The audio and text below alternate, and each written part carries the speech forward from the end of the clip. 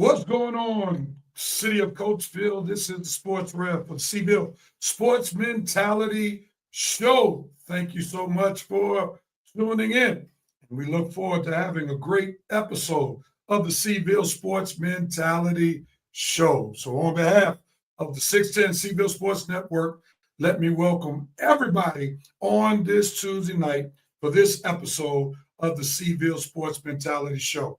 And as we start this episode, we want you to like, if you haven't already done so, the 610 Seville Sports Network Facebook page, or subscribe to the 610 YouTube channel, or we need to include this, follow us on Instagram, for we are broadcasting this on tonight on Facebook, YouTube, and Instagram. And if you don't mind, come on, like this broadcast, share this broadcast, and follow and or subscribe to us on Instagram and YouTube. All right, with that being said, let's press on. And on tonight, we have a great show lined up for you all on tonight. We will have, by way of interview, our Chief Red Raider, Jayden Yacoe, who gave us his time on yesterday. We have a phenomenal interview coming your way that Jayden gave us as our Chief Red Raider. Also, we have Coatesville football defensive line coach, Coach Steve Brazzle Sr., who chimed in with us on yesterday and gave us a great interview. And also, Coach Brazzle is going to give us our Remembering Skoogey moment as well. So if you don't mind, hit the share button, hit the like button, hit the follow button, the subscribe button, because this is promised to be a great episode for us on tonight. With that being said, if you don't mind, this is our cash check-in time. And if you are a graduate of Coatesville Area High School, come on in, chime in.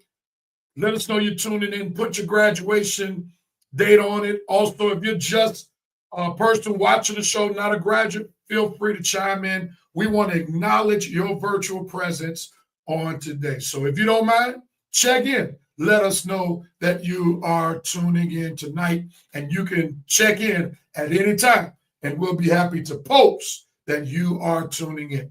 If you're on Instagram, we thank you for watching, but we can't see your comments because it's not a program for us to see it on the streaming service that we use. But if you're on Facebook and YouTube and you want to comment, we can put your comments on the screen. So that's the advantage of being on YouTube as well as Facebook. But nevertheless, we're not going to hate on those who are watching via Instagram. And it looks like quite a few of you all are watching on Instagram. I see some. Okay, I can see some of your comments, but I can't put it on. Kathy Joanne Wilson, woohoo. Ryan JW, yeah. Ryan JW10, Chief Red Raiders in the back of a red Honda. The Luke YD Real, okay. So I'm able to read your comments on Instagram. Thank y'all so much for tuning in on Instagram. And you please keep the Chief Red Raider safe in the red Honda if you don't mind. All right. With that being said, we're going to press on and move forward with our episode on today. And as we do every week, we like to show what we call Red Raiders respect, where we like to give kudos to those persons or teams that had some major feats during our past sports week from last Monday night to today. So let's see who we're giving Red Raiders respect to at this time. Let's do it.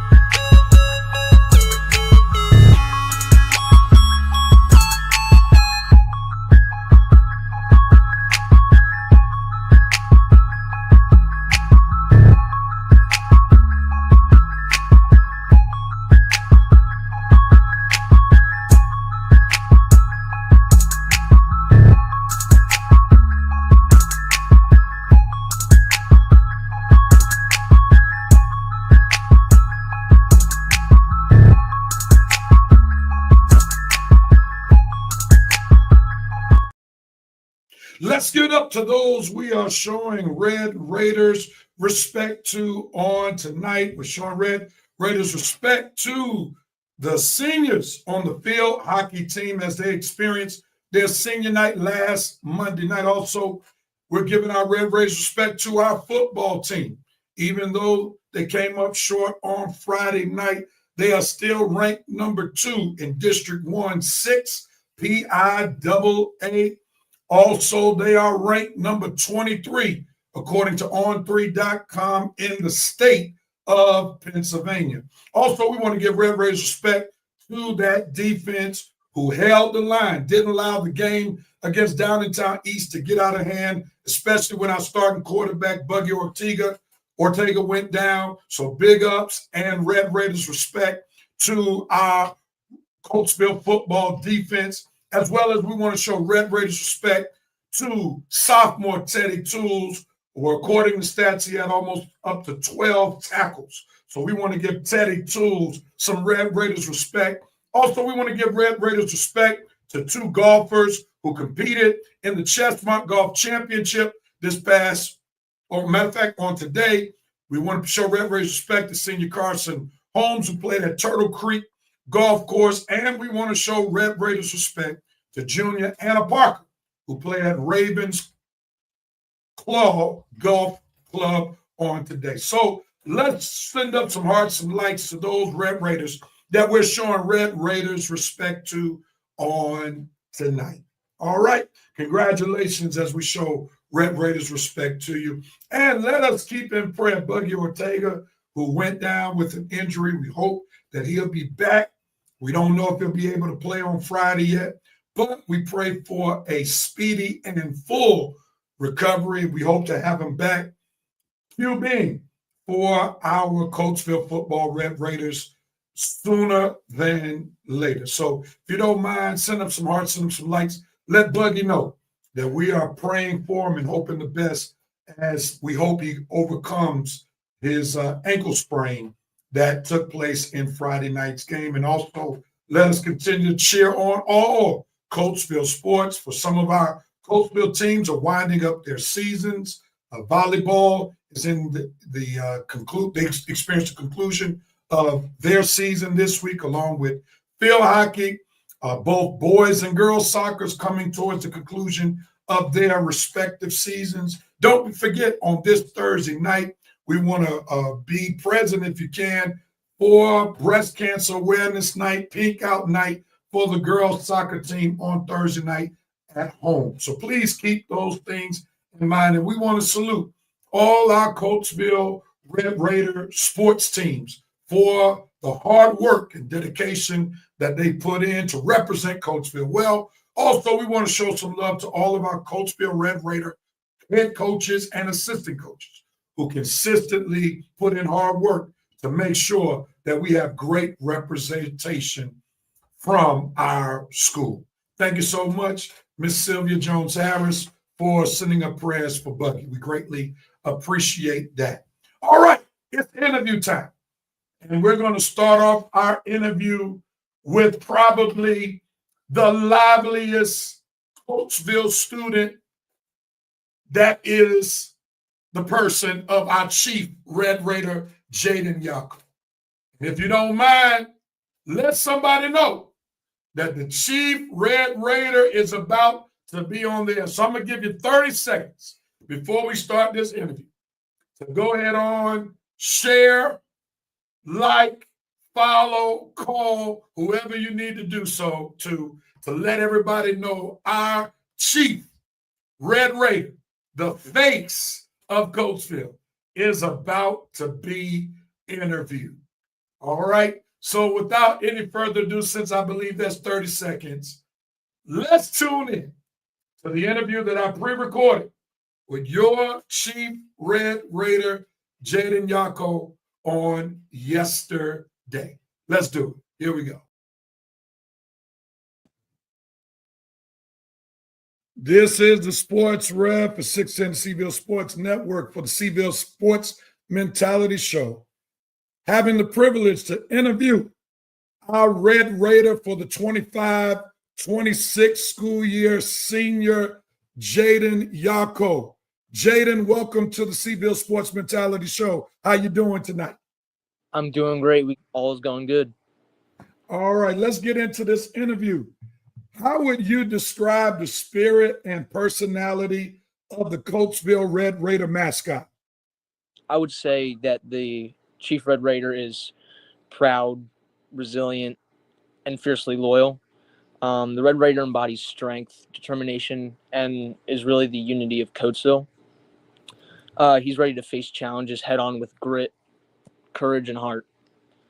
But the personality is he's bold, he's passionate, and he really reflects Coatesville's rich history, diversity, and its pride, and he's really strong. Well said. Now, did you develop that mindset for the Chief Red Raider before you actually tried out to be the Red Raider, or is that something that you've come to understand about the Chief Red Raider since you've become it? I think it's both. As the person who goes in front of everyone, I've always had a strong community sense in Coatesville. I've gone here since kindergarten, so sometimes I say I bleed red and black. But ever since I became the chief, I've really seen the more of the community aspect. Getting in front of everyone, hearing how loud they can get in the stands. And they really truly care. So I'd say that I've learned a lot of it through my years, and I have learned truly the more pride in the community aspect as the chief. Nice. Well said. Let me ask you this question. What's your favorite part about being the face of Coatesville Pride? My favorite part about being the face of Coatesville Pride is especially that when I'm going to these football games and all these kids come running up at me and I get to take pictures with all of them. Probably that, I'm happy to say that there's kids out there who sit in the stands and are excited when I come out to walk. And, that really puts a warm spot on my heart. And it's really exciting to know that I can leave at least a small impact on some people's lives with my pride as a chief. So there's one question I have to ask you. Your entrance is phenomenal, where you're being lifted up by fellow students.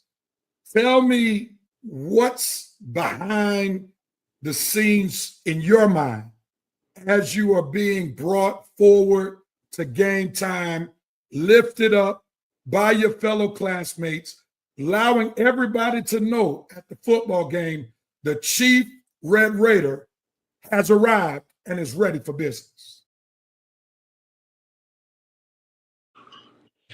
That's a good question. What's going through my mind, you said? Yes.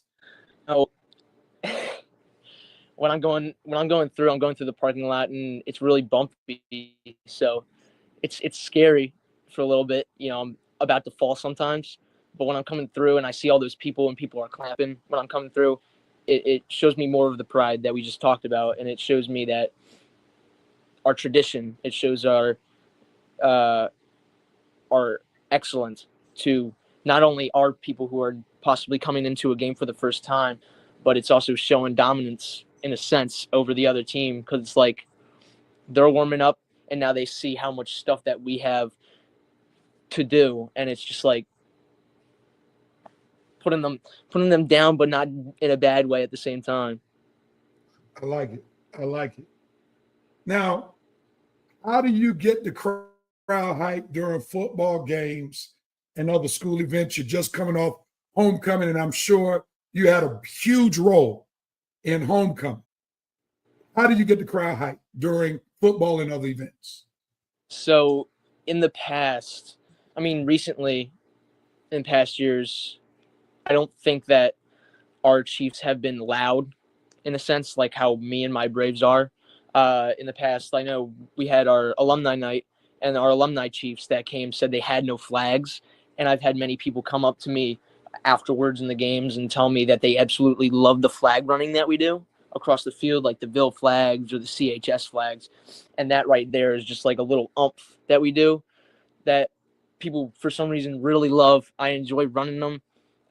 That is one thing that we do, but also, just getting in front of everybody. Like our stadium holds 2,500 people, like getting in front of the 400 people, 500 people who are right in our homestand and yelling at them to tell them to get loud. Another thing that I like to do with my Braves is we do stunts. They get us up in front of the cheerleaders and everyone. That really gets people loud when they're holding me up and I'm waving my arms to tell people getting loud. Just like how we do the entrance. Sometimes we carry me over to the student section on top of the plank, and that people really like that because it's a little nerve wracking when you see me up there because sometimes I'm stumbling and I'm about to fall. So it's a little nerve wracking and it's exciting. But another thing that we did only once, I want to do it again, is we did the stunt thing where they held me up, but we had these tubes, and it was the most hype that I've seen in our student section probably all season was when we gave them the tubes, and they would have to get the tubes on top of the people who were pushed up. So it was like kind of like one of those carnival games that you see at carnivals, and that really got people engaged, and it was really fun too. Good stuff. Good stuff. What's one signature move or dance that the fans love most about the Chief Red Raider? Well, like I just said, the pool inflatables, they really like that. But in total, of all the things that I've done, it seems like the most people enjoy is my dance. Because in past years, I actually looked at a whole bunch of videos, and the way I do it is the correct way to do the dance. And people have noticed that there's these in the class of from the class of 77 at Coatesville, and they said this is the first time in maybe a decade that they have seen the Chief do the dance correct, and it gets people in the crowd very happy when they can see me do my kick all the way up to my head, and they can see the dance being done correct for the first time in 15 years. Now, is that the dance that you do after a score? Yes.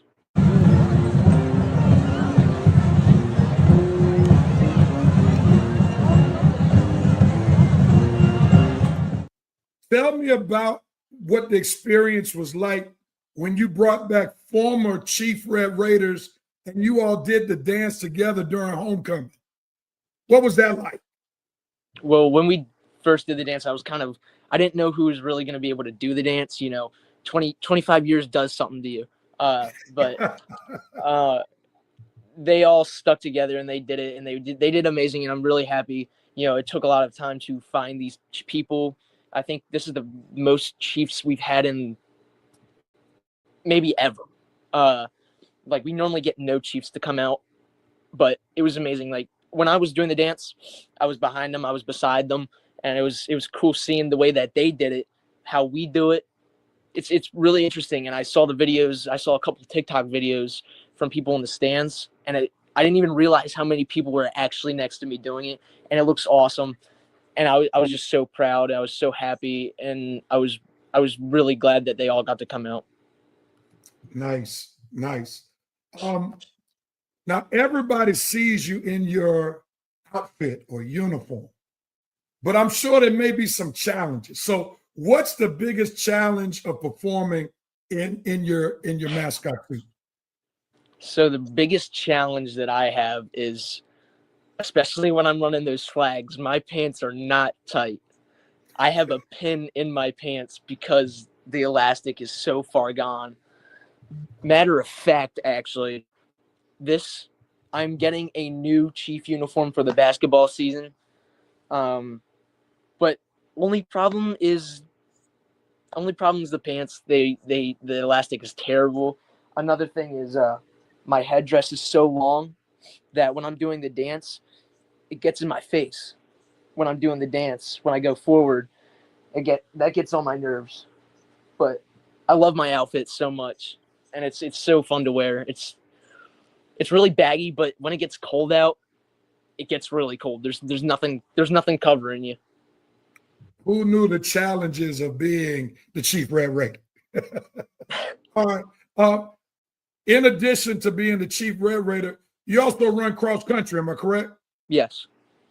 So how does your cross country background help you run sometimes during the game that 100 yards that you run with the flags?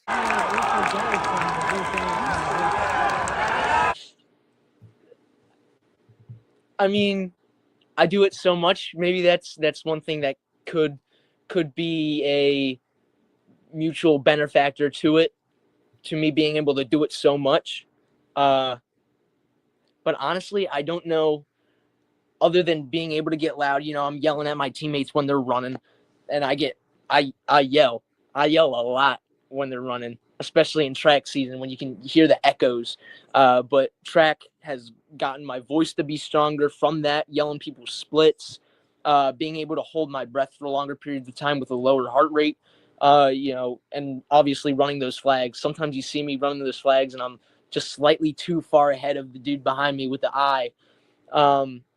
That's probably what cross country has done to help me. Nice. This is your first year being the chief Red Raider. Correct. What motivated you to want to try out and become the chief Red Raider?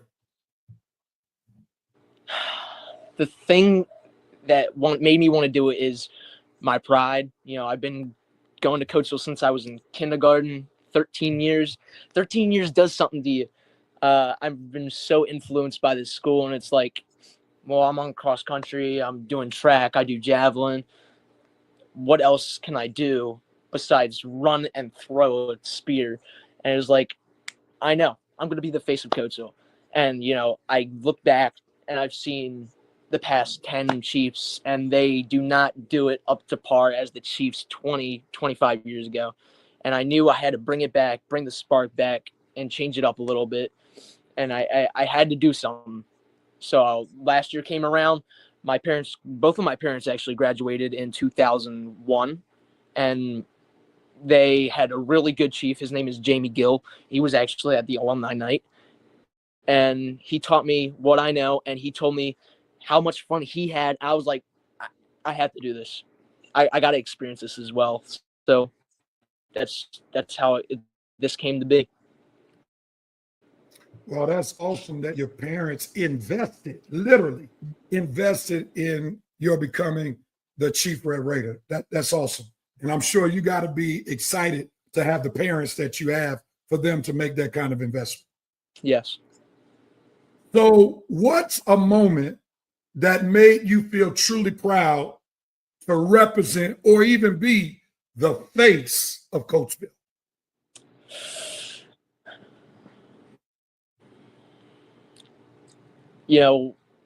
When you get in front of the student section and you try to get them loud, sometimes it's a struggle because sometimes they're either going to get loud or sometimes they're going to just stare at you. So sometimes it's embarrassing, but those moments when you get them loud and then Butterfingers happens, they throw the ball and they do not catch it. And it gets even more loud. And it's every single time that happens, it's the same feeling, but I feel like I can put that as one. That by itself is just such a good feeling. It's like we just contributed possibly to him dropping the ball, and it's just an amazing feeling, and I really enjoy when that happens. It's so fun. So it sounds like you enjoy having some form of an impact on the game. Yeah. Nice. All right, so we know that after this year, you will no longer be the chief Red Raider because you're a graduate. So the question is this: what advice would you give to the next student who will be your successor as chief Red Raider? To the next chief, I say don't get embarrassed. Sometimes it's going to be embarrassing, like the pep rally when you're coming in, all 400, if not more, students are standing in the auditorium and you're standing up on that thing and you think you might fall. It's scary, but think past that. Think about how many people now know you. Think about, the impact that you're making not only on your peers, how much fun they're having at the game, but the impact that you're having on the game. Try to look back, see what other people have done, and add on to that. Build something new. You know, we did the flags. Now, how about you do throwing stuff in the stadium, in the to the fans, like soft footballs? You know, create something new every single time. Every chief should be doing something new, creative, and overall fun. But don't be scared. Go above. Go above where you are. Where's your limit? Go past that. You know, it's being the mascot of a school is not for many people. You got to be a little bit extroverted to do it. You know, you got to be able to risk getting embarrassed, but that's okay because at the end of the day, it's what you signed up for. But don't be scared. Enjoy it while it lasts. I think that's wonderful advice right there. And you just brought up a good point where it involves having self-security. I've seen you. You definitely don't mind what people think about you. You just do what you have to do. Exactly. And that's good. That's awesome. All right, so I got two more questions for you, and then we'll be through. The first one is this. What do you want your legacy as the Chief Red Raider to be? It's a really hard question, you know, because this is already the being the chief as itself is already a huge legacy, and it's hard to say what kind of legacy I want to build as the chief. And if I would to answer that question, it would be to have every chief forward to do the dance correct. The correct way to do it is lean as far back and as far forward as you can. And it's not one step when you're going forward and backward. It's a double tap. And if I were to build a legacy, it would be to do the dance correct from me and on to the next 70 chiefs that to come. Nice. Now I'm gonna throw you a little curveball with this second question. Yep. Are there any major differences between Jayden, the Chief Red Raider, and Jayden Yacoe?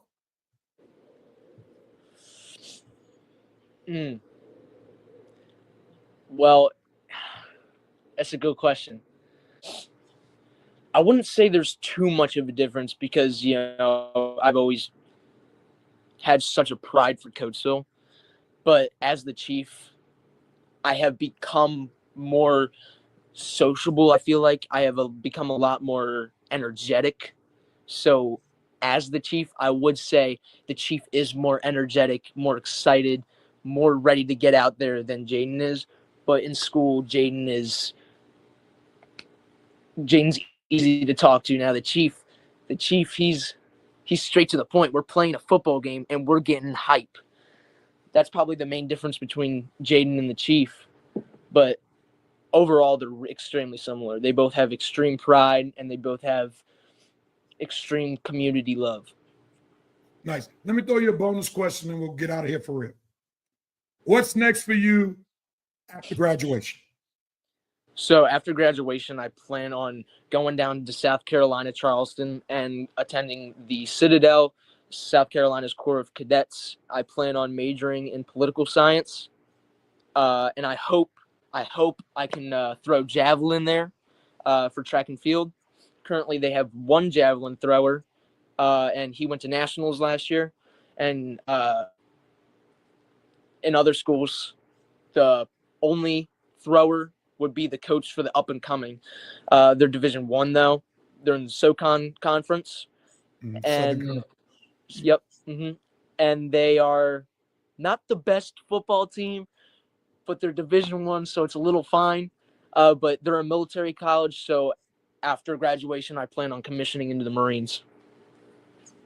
Nice, and that's wonderful that you've already started planning post your years at Coatesville. Well, Jayden, aka Chief Red Raider, I want to thank you so much for your time tonight on the Seville Sports Mentality Show. Also, I want to applaud you for your passion and pride that you possess as the Chief Red Raider and the face of Coatesville. Thank you. So, Seville Sports Mentality family, can you do me a favor? Show some love to your Chief Red Raider, Jayden Yacoe, who's doing a phenomenal job. Let's encourage him and let's thank him for his time on tonight. Send up some hearts. Send up some likes. We look forward to seeing you Friday night against Downtown West. I'm Yes, sure sir. you got some tricks up your sleeve. Yes, sir. All right.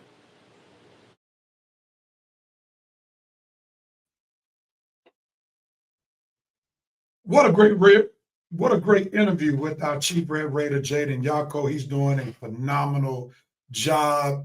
Coatesville, you ought to be excited about your Chief Red Raider. And as I was doing the interview, I was excited to know that the Chief Red Raider is going to be alive and well during basketball season.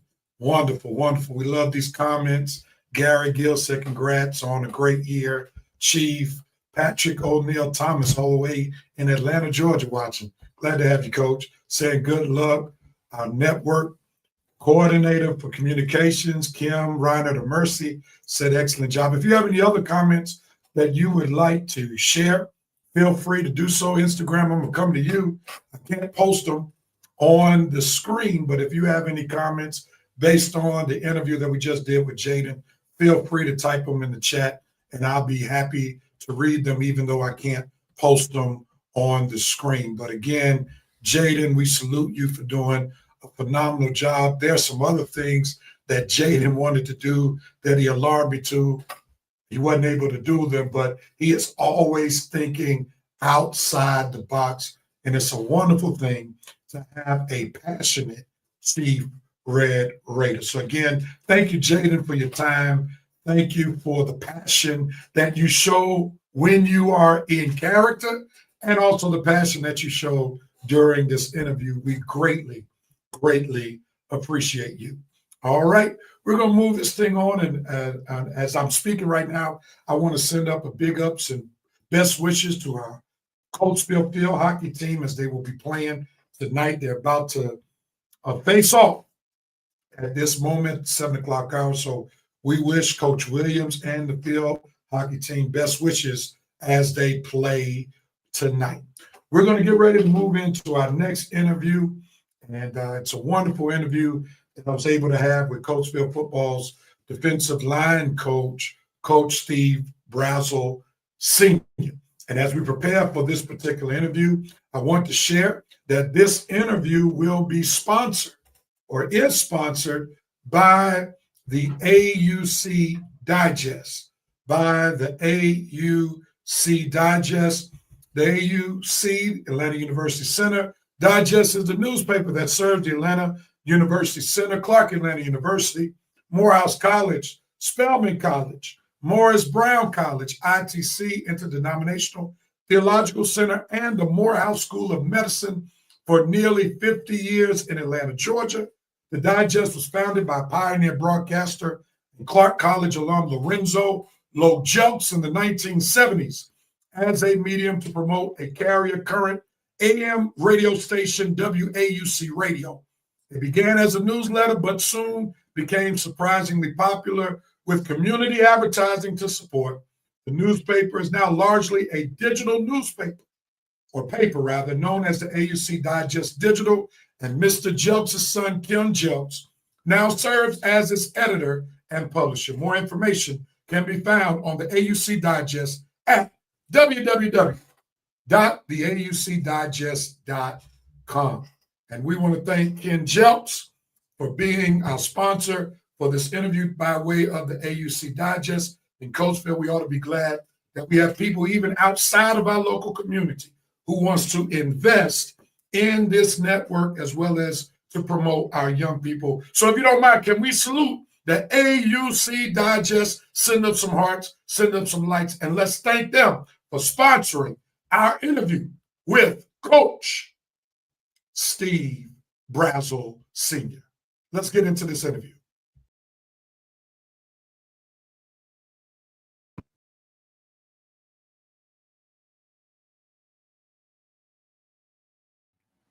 Good evening, Seville Sports Mentality family. Tonight, I have the awesome honor of interviewing one of your own from Seville, a man who's not only helped shape the Coatesville Red Raiders football program, but countless young lives through his leadership and mentorship.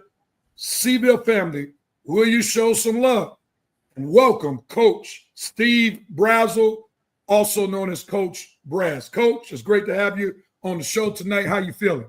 Thank you, sir. It's a pleasure. It's an honor to be on here. I love the Ville, as everybody knows. I've been helping raise all these kids in the community for all this time. So, it's good to be a part of this. Thank you for having me. It's our pleasure. Let's jump right into this interview. Coach, tell us about your roots in Coatesville. Oh, man. Born and raised in Coatesville. And if you're from Coatesville or you've been in Coatesville, everybody's related. So I got a lot of family, a lot of cousins here, deeply rooted in the community. But it was an honor and a pleasure growing up in a society, in a system where it was such family oriented, not just from the people that were your blood, but the people that raised you in the community. So I think that's helped me as I grew up through the school system and just playing sports in Coatesville and stuff like that. That kind of helped shape me to be who I am and wanting to be that same figure for the youth that we have today. You mentioned about growing up in the Coatesville school system, and also you talked about some folk who shaped you. If you don't mind, let's go back down memory lane and talk about some of those instructors at some of the schools that helped shape you to become who you are today, even those coaches and sports programs that have done the same. Yeah. Coaches all the way back from like the Miles family. I'm talking about Willie Miles, Eric Miles. I used to go to Eric Miles's house to do Bible study. My brothers and I, we used to go to his house on the avenue and do Bible study. Guys like that shaped my life. Coach Kevin London down there playing Coatesville Little League. Coach Stefan Hines. A lot of those guys where, growing up in a household where it was just my mother raising four boys by herself. I leaned on these men in my life and went to Benner. That was just a fun time for me, growing up with all the guys and playing basketball there, football down at Coatesville Little League, and then going to Gordon. There were definitely a few guys that I looked up to and have fun every day. Mr. Hovis, he was our shop teacher there. And then Mr. Souders, our science teacher. These were guys that made going to school fun. It was jokes every day, but we still learned, we still locked in and did what we needed to do. And then when I got to high school, it was locking in on sports and just learning and trying to get to the next level in life. I remember being young, watching my oldest brother, Tim Turner. He ended up playing at NC State, but watching him play and wanting to be just like him. He's 10 years older than me, but wanting to be just like him when I was on the field. And I ended up wearing number 64 in high school, and then throughout college, and then throughout my arena experience, because he was somebody that I looked up to and wanted to be just like, if not better. So it was an honor to look up to some of these guys. Like I said, I was surrounded by great guys, Coach Hicks, Coach Scoogie. People don't know how much of a help guys like the basketball coaches, Ricky Hicks and Coach Scoogie, were to me. That's wonderful, and I appreciate you invoking the name of Coach Scoogie Smith. With that being said, when you get to Coatesville, you play football. Did you play any other sports while you were at Coatesville? So I played. I was on a track team in middle school. I was a little slimmer, so I ran a little bit, but I also threw shot put and discus. I did that throughout high school as well. Was a Chestmont champion in the shot put. Got second place in the discus. But I played a little basketball early on, but then realized, due to my body type, that I wasn't going to be the hooper that I thought I wanted to be, and I just locked in on football after that. So, what was that telling moment that, besides your size, that basketball wasn't going to be your sport? There was a coach, rest in peace, Anthony Malazzi. He ended up being one of my great friends, not just a coach, but he looked at me and he would call me Cody, like a Kodiak bear. He was like, Cody, dude, you're not going to be a basketball player. You're going to be a football player. And, I looked at him. He was like, he started giving me the metrics. At your height, if you're not this speed, or if you can't do this, then you're not going to be able to play basketball. And it made sense to me. He sold me. So I just kind of locked in on football and realized, I'm pretty decent in this, and I can take this to the next level, and started gaining some interest from coaches in college and stuff like that. So that's where we went, just kind of moved forward with it. So Coach kept it, as they say today, 100 back in the day, kept it real. Absolutely. I got you. So right now, it's a wonderful time to be a Coatesville Red Raiders football fan, in particular. The team ranked number 2 in the district, still has a chance to win the Chestnut. But before we talk about where we are right now, I want you to talk about what your Coatesville football Red Raiders experience was like when you played. There was such camaraderie when we played, and it's so beautiful to me looking on the sideline and seeing Coach Will Keeler with me, because he's one of my best friends that I met when we were in high school, and we kind of kept that thing going. But the camaraderie we had, and we didn't have the title, the #Ville mentality that these guys use now. There was no hashtags back in 2003 and on, but we had that, and we had that pride, and we had that sense of family, and we're going to struggle together, and we're going to win together, and we're going to laugh together, we're going to cry together, everything we do, we're going to do it together. So it was always in us, the way that they have it now, and it's beautiful to see how it kind of has matured over the years. And sometimes we fall off, and I've been a part of the coaching staff for the last 10 years. And we've had some teams that didn't really understand it the way that this group right now has. This group right now, they eat together, they play together. I FaceTime one of them yesterday, and 5 of them were in the car together. So it's good to see that these guys want to not just be teammates, but be friends and brothers outside of their sport. There's nothing like team chemistry, and some people don't realize team chemistry is necessary to do big things in sports. So sure. It's wonderful that the chemistry is great when it comes to this team. Now, you ultimately had a chance to go play college football, but before we talk about that, when did you know that you probably had a good chance of playing college football after high school? When I was in 11th grade, I started gaining some interest from Rutgers University. There was a coach there, Coach Melvin. He was a defensive line coach there. He was recruiting me, and at the time, Rutgers wasn't any good, but it was a Division I school, and the fact that this coach was coming to the high school to see me personally, and then I think I still have handwritten letters from Coach Yano at my mom's house that I was getting them, and I didn't realize, like, oh, I'm kind of good. I can take this thing to the next level. It didn't dawn on me until then. I always wanted to be that, because, like I said, I looked up to my older brother, who was at NC State and had a decent career playing football. But in 11th grade is when I realized that I could take this thing a little bit further than what I was anticipating. Yeah, a lot of kids don't realize it's when you get those handwritten letters that's starting to get serious. For sure. Those typewritten letters, those are generic letters. Right. But once you start getting handwritten, they're very serious about wanting to get. So you play for Coatesville, you ultimately graduate, and then you choose to play for FAMU in Tallahassee, Florida, where it's all the way live on FAMU's campus, as well as right around the corner, you got Florida State University. So how did you get from Coatesville to FAMU and said, I want to play football at FAMU? Tell us that story. It's actually crazy how all that played out. FAMU wasn't even in the picture up until December of 2004, my senior year. Coach Billy Joe, who is a Coatesville native, he calls me one day. And like I said, we had no communication before this. It was out of the blue. He calls me and he says, "Hey, Brazzle, I heard you can play a little bit of football."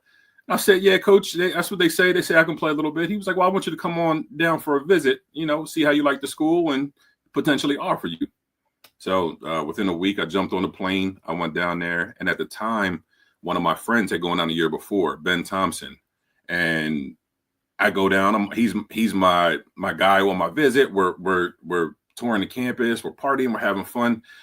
And I meet with Coach Billy the next day. He offers me, and I was like, Coach, I'm not really sure yet. Let me think about it. I got some other stuff on the table. We'll see how this goes. Coach Billy was a very close friend of the family. He grew up on Elm Street, a couple doors down from my grandmother, and it was one of those things where, like, I was like, this is family. I can go down here and I can really blossom under this guy who's going to care about me as a person and not just me as a player. So I signed with them, and shortly after, he ends up getting released from FAMU. So it kind of shook everything up for me, but I still stayed true. And right after he got released, my boy transferred home because he was homesick. So he's at Millersville. So now I'm 1,000 miles away from home. Didn't know anybody. It was rough at first, but going down there was one of the best decisions I've ever made in my life. Anybody that's ever been to FAMU and been in the set, they'll let you know that that's where the party happens. On Fridays during football season, the weather's nice. We're down in Florida. It might rain for a little bit in the afternoon, but in the morning, we're having a good time. The music is playing. Everybody's dancing. T-Pain might pull up because he's from Tallahassee. I've seen Rick Ross pull up in the Maybach out there. But it was such a good time being able to be around people that were like me. And though I'm light-skinned, my roots are Black, and being at an HBCU where everybody of color feels like a king or a queen, it was a beautiful experience to see something like that. Coatesville is such a melting pot where you see everything here, and you don't really learn about your culture, your history that way as a minority. So going and learning about some of these things, where I heard Juneteenth for the first time when I go to college, and all these other prominent Black figures in life that you don't really learn about in school because that's not what they want to teach. They, you learn about MLK, you learn about Malcolm X, you learn about all these people, but learning about everybody else behind the scenes that's done so much. But then you go to the party side of it, where there was parties all the time. We would party, and where I stayed at, we would party with the softball team or the basketball team, the volleyball team, darn near every day. And you would hit the moon. If you hit the moon, go to the club and play the let out a little bit. But me and the guys, we would have a great time. There's people that I met from football. There's people that I met from classes that I still talk to this day, that we've built such strong bonds with, that my kids call aunt and uncle. And it's such a great feeling to be in an atmosphere like that at an HBCU, as to where you're a champion in everything. Real quickly, tell us about some of the football classics that you were a part of playing at FAMU for. HBCUs are known for classics all football season long. So what were some of the football classics that you had the benefit of playing in? The one that we played in two every single year, the Atlanta Classic, and that was against Tennessee State. I played against Dominique Rodgers-Cromartie my freshman year, where I was actually struggling that game. I missed a block early in the game. Coach pulled me out. So we ended up going to kick a field goal. That field goal gets blocked. Dominique Rodgers-Cromartie picks it up. I was so angry that I kind of lost my starting spot in that game. And this might be a little hard to believe for some, but I hawked Dominique Rodgers-Cromartie down 30 yards downfield. I'll find the footage somewhere. I know it's somewhere. But he was angling and stuff and trying to weave in and out. I caught him. You sure he didn't slip? You sure he didn't slip? He was working his way, and I kind of caught up to him, and made the tackle. So that's kind of my claim to fame in that game. That was 2005. But we also play in the Florida Classic every single year against our rival Bethune-Cookman, and that game I've played in front of 70, 80,000 people in that game. And I remember the first one that I played in, and I walked out of the tunnel and I looked around, and I'd never played in front of so many people in my life. And I'm looking around and I'm in awe. But then you step on the field and I couldn't hear anything. I only heard my quarterback and my lineman. Like, we're locked in. This is what we got to do. But playing those classics that every year, and we played in other ones. We played at Delaware State up in Detroit. We played the Detroit Classic up there. But the ones that we played every year were the Atlanta Classic, going to Georgia, playing in the Georgia Dome. That was amazing. And then going to the Florida Classic to play against Bethune-Cookman in the Citrus Bowl Stadium. Tell us now the academic side, because when you go to college, you're supposed to be a student athlete, right? So tell us about what you studied in college that helped prepare you to do some of the work that you're doing right now. So academics, trying to stay locked in on academics in college while playing a sport is kind of tough. It takes a lot of discipline, and I can't even lie. I wasn't very disciplined at first. I did just enough to pass, and then once I got into my major courses, I'm a criminal justice major, and once I got into those courses, it got a little bit harder. But I had teammates that were in some of my courses, so we would kind of do study groups and everything like that together, hit the library. But it was a lot that I learned in criminal justice through my coursework and from my professors, and learning about juvenile justice that kind of like propelled me to where I am right now in my professional career. So once I got done playing football, I started working. Well, a little before I got done playing football, I started working at a juvenile detention center, and that's when I realized, I really wanted to work with the youth.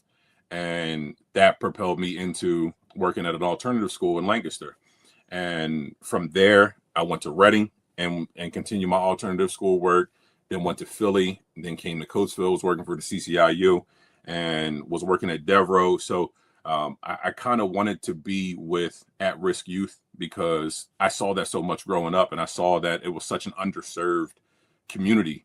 And I felt like eventually I could be something or someone that these kids needed and that these kids could use to propel themselves further in life. Currently, right now, you're the site director for the Lincoln Center's Coatesville program, where you oversee youth empowerment and educational efforts. Tell us more about the work that you do in that platform. So this is year 2 for me running this program for the Lincoln Center, and it's truly been an honor to serve my community, our community, and see kids that I grew up with their parents and that I see every single day when I'm riding through Coatesville. But the work that I'm able to do there, it's such a small environment. We only have a maximum of 30 kids that we can have in our school, and in there, we're able to get these students the individualized treatment that they need as far as education, as far as their IEPs, whatever it is that they have. We're able to work on that. We have a counselor on site, and we're able to get individual sessions as well as group sessions for these kids. We have a PBIS reward system there that really helps our students out and really encourages them to engage with their academics and show up to school and with their behavior and things like that. So it's dope being able to kind of put everything together that I've learned throughout the years, whether it's through education or whether it's through my working career, or just things that I've picked up on the fly from reading books or from talking to people. It's been dope to put all this together to try to help these kids be something bigger than what they see for themselves, and empower them to want greater and be greater every day. That's awesome. And before we move on to just strictly football, tell me, if you don't mind, how much did your exposure outside of Coatesville, where you went to college in Tallahassee, then we'll get into in just a second, you went to several places where you played arena football. How did that exposure help you plant seeds to the current young people that you work with in Coatesville? It gave me some validity. It showed them that I grew up the same way you did, in a single parent household from the same streets. And I was able to make it out and go to these places and meet these people and rub elbows with some very important people and build a network to where one phone call I can really get a hold of anybody that I need to get a hold of. And once I speak from factual situations and I let these kids know and I let these families know that, hey, I'm here for you. I'm the same person as you. I'm not greater than you. It's traveling and going around and seeing these different places. It's just broadened my horizons on everything. And it showed me that, there are so many people that get stuck in Coatesville and get so caught up on just Coatesville and that this is where they want to be for the rest of their lives. Mm-hmm. And do I think that I'll be here forever? No. Do I mind being here forever? No. So I came back and I wanted to be here to help the community, whether it was through football or whether it was through some community work or anything like that. I wanted to be here to help out the people that were just like me and in the same places as me. Nice and well said. So let's go back to the football field. You played at FAMU, had a great career, HBCU All-American your senior year. What did that success, or where did that success take you post FAMU initially? So originally, I remember, being sad on draft day that I didn't get drafted, but I immediately got a phone call from my agent saying that there was a contract on the table for me with the team Spokane Shock out in Washington, the state of Washington. But so I signed that initially, and he was like, you have no real commitment to that. That's kind of far away. So we'll see how everything plays out. A few months later, I ended up attending a tryout in Pittsburgh for the Pittsburgh Power of the AFL. I went out there. I was there briefly, got released from there, then went to the Philadelphia Soul, was there briefly, then left, went and played for the Reading Express.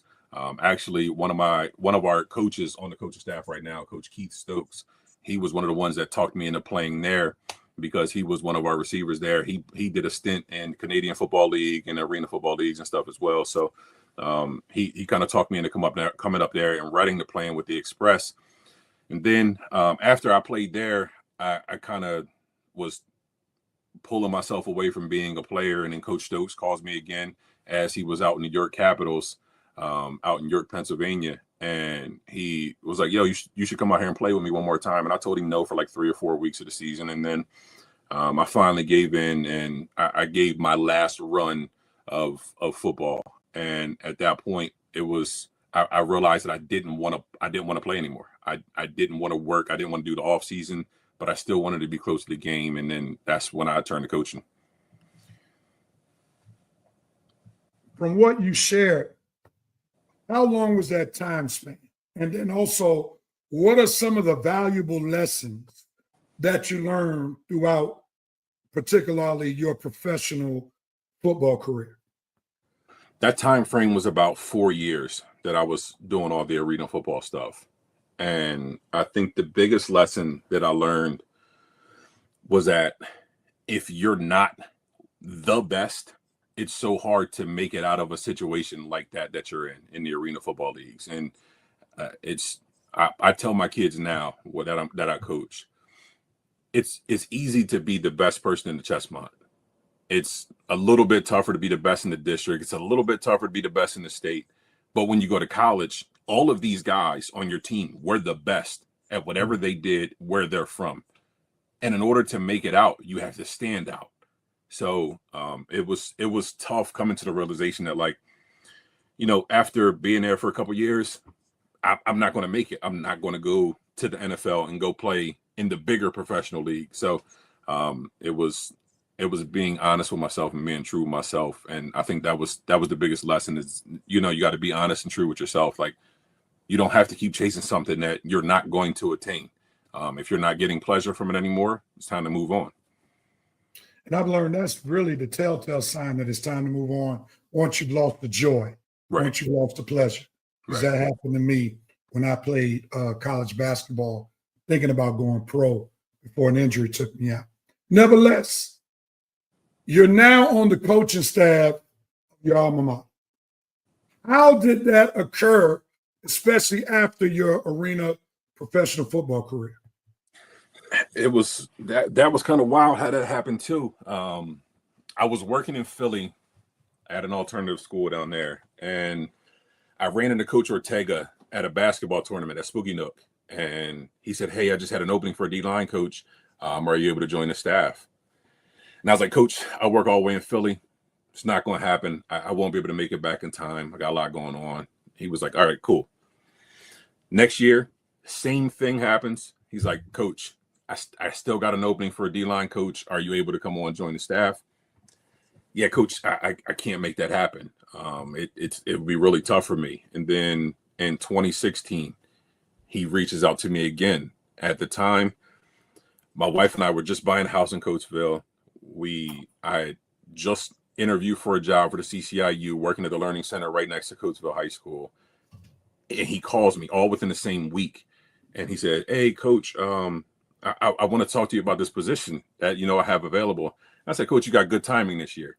And we sat and we talked, and anybody that knows him personally knows he's the man of few words. So it was kind of like pulling teeth, trying to talk to him about the whole situation, about coaching and everything.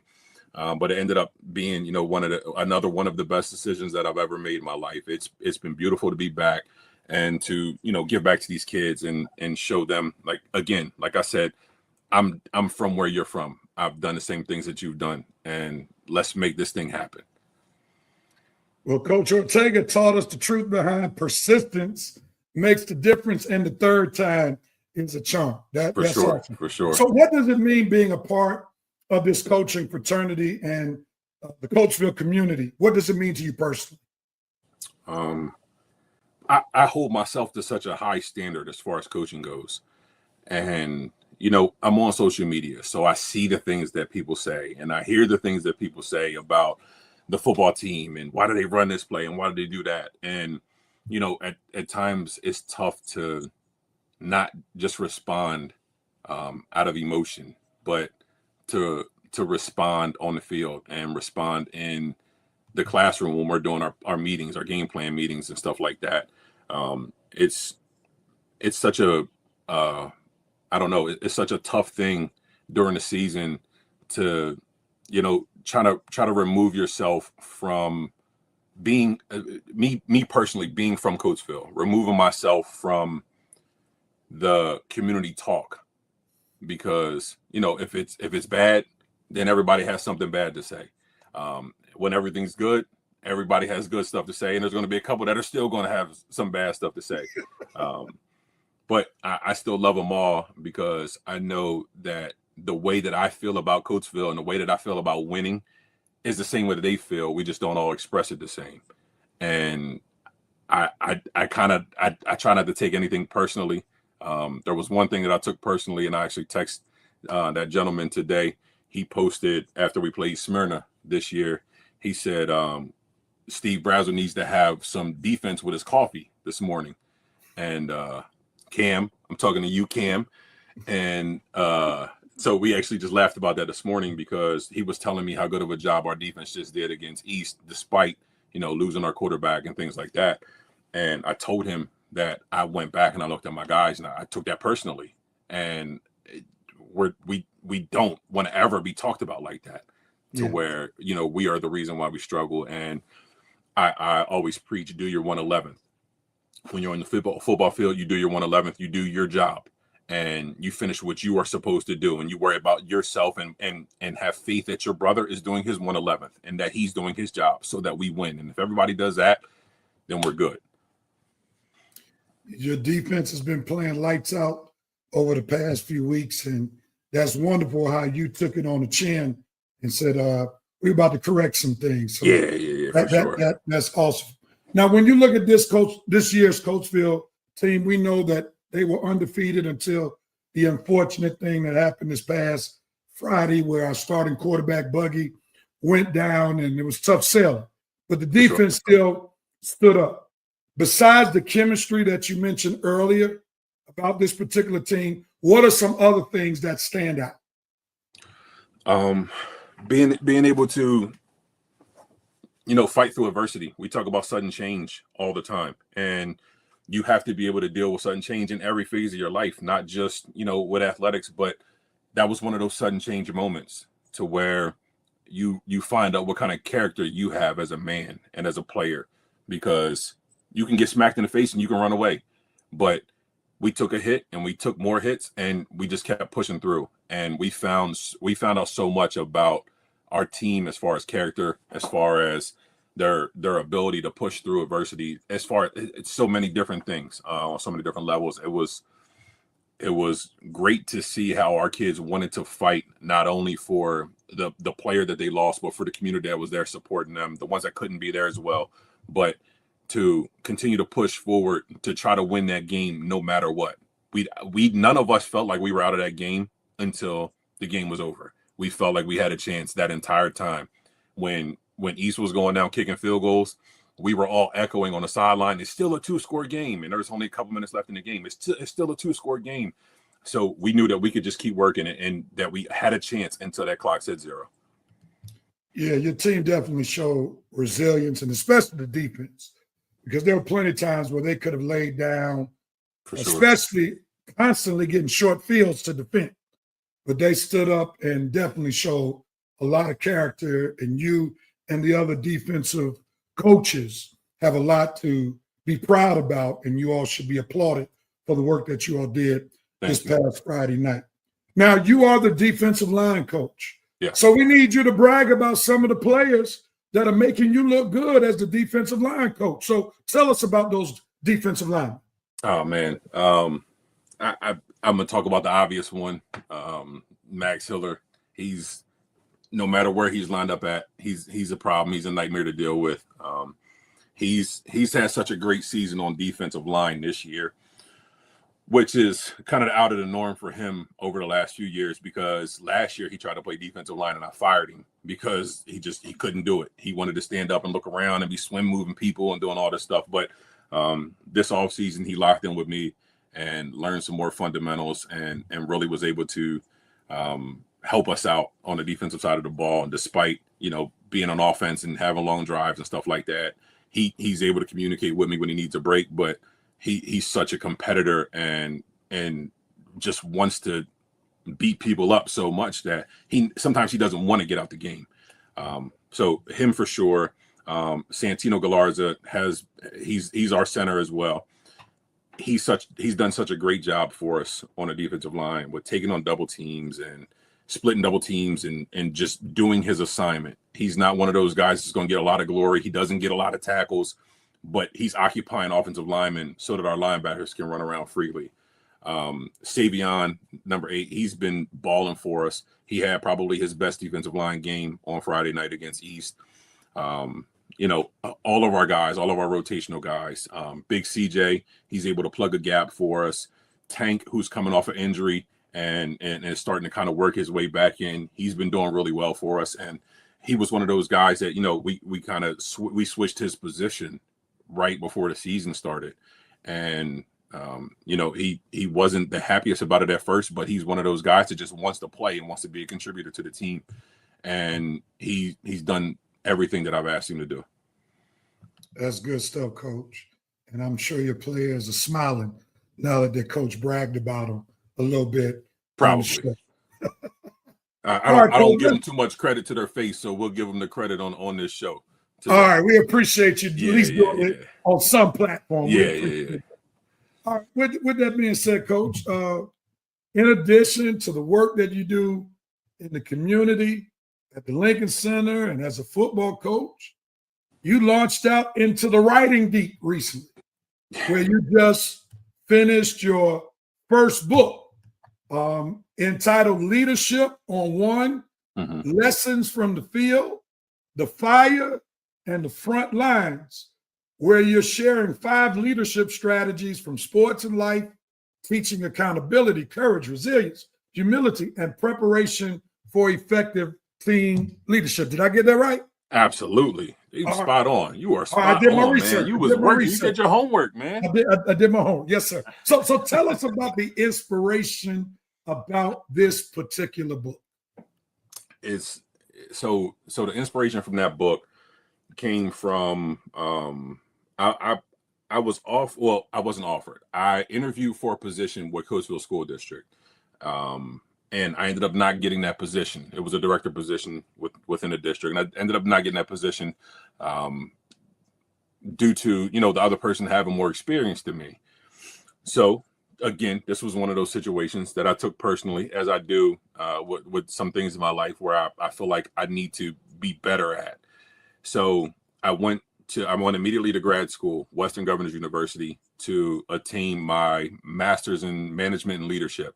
And when I was in the middle of taking these courses, I realized I have a lot of this knowledge already. I just didn't have the verbiage of it. And I could probably write something that people could relate to, and so that they could, kind of propel themselves into a leadership role or see that they are a leader and empower themselves as a leader. So I started jotting some things down, and it kind of just turned into a book.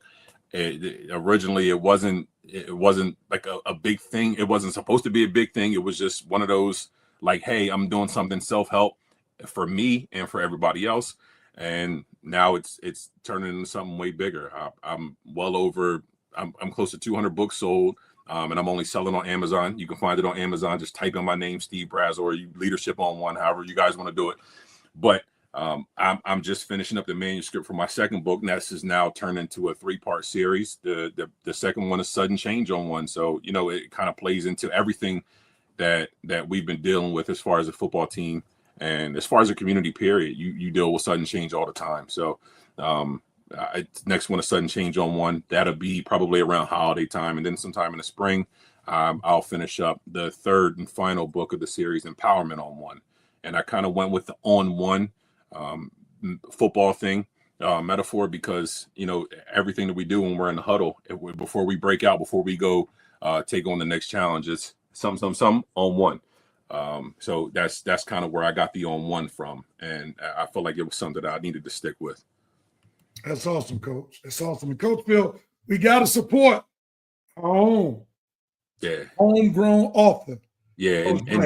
And I thank everybody that has supported me up until this point. And that will continue to support me. It's been such a beautiful thing. When I first posted and first published and stuff like that, I didn't know that it would take off the way that it did. But it turned into something way bigger, and it's kind of like life. It was one of those life altering things to where you step out on faith and you kind of just let God handle whatever. And it's been a blessing. It's been a blessing for sure. All right, I'm gonna get you out on this question right here. You've talked about how you've been able to do some remarkable things, but we all know you would not have been able to accomplish at least half of what you've accomplished if you didn't have a family that rides with you. So I need you to talk about your family that's supporting you, which is enabling you to do the great work that you're doing. Yeah. First and foremost, my mom. I've watched her, be low, and struggle, and I've watched her be extremely successful, and I watched how she, put God in our lives at a young age, and instill religion in us, and shaped us to be the men that we are. And it's been such a blessing to see a leader like her to, not just settle for whatever life deals to you and be able to push through. She's, to this day, that's my rock. That's my girl. My wife, like I said, I met her at FAMU, and it's wild because, we didn't spend a lot of time in a relationship together, but when I met her, I knew that was the one. And, we kind of did the long distance, like talking thing, but then at her graduation from college at FAMU, I was there. I proposed to her at her graduation. We weren't even in a relationship then. Like I said, and I knew that was the one. And we got married in 2014. We have 3 beautiful children. And if it wasn't for them and the support that my wife gives me to be able to go around and do all the things that I have going on, it wouldn't be possible at all. I say all the time, and I don't say it jokingly, but she's a single parent during football season. She has 3 little kids at home. I'm at work. I'm going to football practice. I leave when the kids are just waking up. When I get home, they're just going to bed. I'm rarely able to help out with stuff during the week. So, you know, weekends are my family time that I get to spend with them. But definitely all of them. My mom, my wife, my children, and you know, all of my brothers, and not just the blood brothers, but all of the brothers that I have. Josh Robinson is one of my greatest friends, and he's somebody that I lean on. He's also a helpful, very, very helpful in the community, and does a lot of handiwork. But you know, all of the people that are connected directly to me that push me to be greater every single day. I love surrounding myself with that type of person. It's so helpful to me. All right, Coach. I need you to put your football coaching hat on to conclude this interview. Please tell the Seville community why they need to continue supporting this Red Raiders football team. It's so important to support these kids when they play. Yes, they play for themselves, but they play for you. I remember as a player myself and looking over in the stands and seeing packed stands, and it gave me such a motivation to not want to let you guys down. And I know that's how most of our kids think. If you're there, they're going to show up. They're going to show out. Show up, show out, be loud, cheer for them. Make sure that they feel you on the field, off the field, and make sure we, you know, praise these guys up. These guys need the support. They need the motivation. It's so helpful to them, to their self-esteem, to their playing abilities, everything. They want to succeed, and they want to know that they're making somebody happy. So show them that you're proud, show them that you're happy, and keep pushing them. Coach, on behalf of the 610 Seville Sports Network, we want to thank you so much for making the time to do this wonderful interview. We appreciate you. We look forward to having you on the show again. I look forward personally to reading your books, and the one that you currently have that's on Amazon right now. So as we get ready to go, Seville family, will you show some love to site director, coach, author, empowerment leader, husband, father, and then some more, Coach Steve Brazzle, defensive line coach for your Coatesville football Red Raiders. Great job, Coach. Send up some hearts, send up some likes, send up some love for Coach Brazzle. Thanks, Coach. Thank you. It was a pleasure. Can we thank Coach Brazzle for his time and sharing with us in a very splendid way? Wonderful interview, wonderful person, wonderful coach. And we see why our football team is excelling when you have coaches like him who are a part of that staff. Let's show some love and show some hearts for Coach Brazzle doing a wonderful job. Thank you for your comments, Sister Harris. Fantastic interview. Kim, Rhino Mercer said amazing, and we truly appreciate those comments. And if there are any other comments, please share them at this time, for we want to encourage Coach to let him know we were truly blessed by that particular interview. And once again, that interview was brought to us by way of the AUC Digest. The AUC Digest, the Atlanta University Center Digest, is a newspaper that serves the Atlanta University Center, Clark Atlanta University, Morehouse College, Spelman College, Morris Brown College, ITC, Interdenominational Theological Center, and the Morehouse School of Medicine for nearly 50 years. The newspaper is now largely a digital paper known as the AUC Digest Digital, and Mr. Jelks' son, Ken Jelks, now serves as its editor and publisher. Again, thank you, Mr. Ken Jelks and the AUC Digest Digital for sponsoring that interview. We're not through with Coach Brazzle yet. During his interview, he shared the name of Scoogie Smith. One of our segments on our show is called Remembering Scoogie. So for a brief moment, Coach Brazzle remembered Scoogie while we conducted his interview. Let's see how he remembered Coach Scoogie and the impact that Coach Scoogie made on his life. Here we go.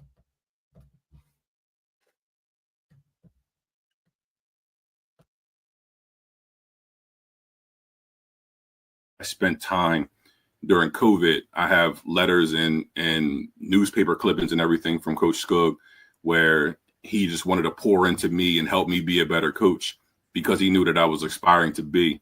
And he would come, he would have his mask on, he would drop a package off of my house, and it would just have a bunch of coaching information and a bunch of clippings of him and different athletes throughout Coatesville over the years and scriptures and everything. It was truly a blessing.